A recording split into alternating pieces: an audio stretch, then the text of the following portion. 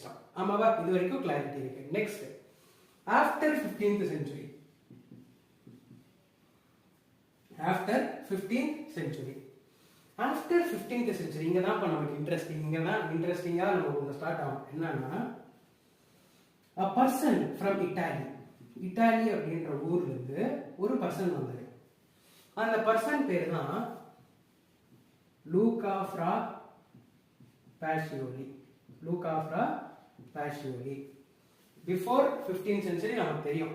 After 15th century இட்டாலியிலிருந்து Luca Fra Pacioli அப்படின்ற person அக்கவுண்ட்ஸை develop பண்ணாரு.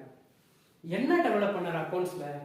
அவர் தான் டபுள் என்ட்ரி புக் சிஸ்டம் அப்படின்ற ஒரு கான்செப்டே கொண்டு வந்தது. டபுள் என்ட்ரி புக் சிஸ்டம் அப்படின்ற ஒரு concept. Double entry book system அப்படின்னா என்ன?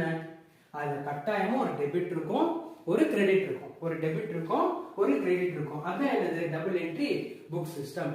அப்போ புரியுதா? இப்போ 15th centuryக்கு முன்னாடி நம்ம என்ன பார்த்தோம்னா single entry book system. After 15th century என்ன பார்த்தோம்? Double entry book system. Before 15th century யார் இந்த single entry book system follow பண்ணா? ஸ்டீவான். ஆஃப்டர் 15th century யார் இந்த டபுள் என்ட்ரி புக் சிஸ்டம் கொண்டு வந்தா? Luca Fra Pacioli. ஓகேவா? இப்போ இந்த லூகா ஃப்ரா பாசியோலி எங்கிருந்து வந்தாரு? இட்டாலி.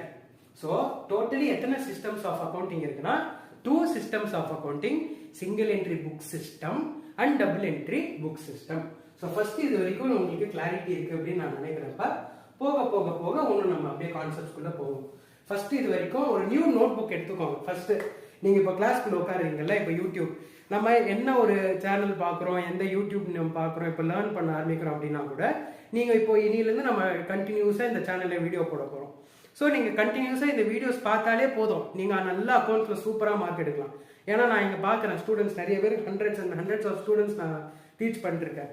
டீச் பண்ணுறப்போ நான் இங்கே கிளாஸில் என்ன நடத்துகிறேனோ நீ அதை கவனிச்சாலே போதும், ஈஸியாக நம்ம மார்க் எடுத்துக்கலாம். ஓகேவா? ஸோ ஒரு நியூ நோட் புக் எடுத்துகிட்டு வந்துக்கோங்க. ஒரு நல்ல பென்னு யூஸ் பண்ணுங்க. யூஸ் பண்ணிட்டு நல்ல எல்லா நோட்ஸும் பக்காவாக எடுத்துட்டு வாங்க. எந்த டவுட் இருந்தாலும் கமெண்ட் செக்ஷனில் போடுங்க. நானே இல்லைன்னா நமக்கு இங்கே டீம் இருக்காங்க, அவங்க கமெண்ட்ஸ்லாம்